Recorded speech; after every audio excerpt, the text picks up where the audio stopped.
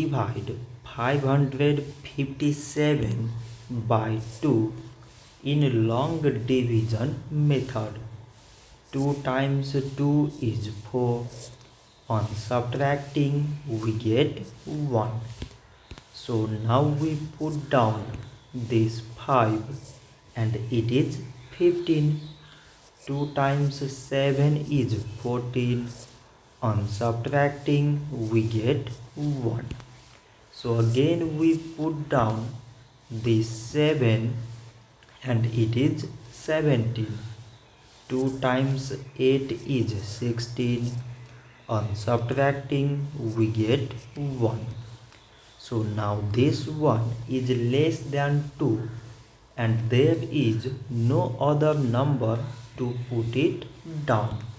So we take here decimal so that we put 0.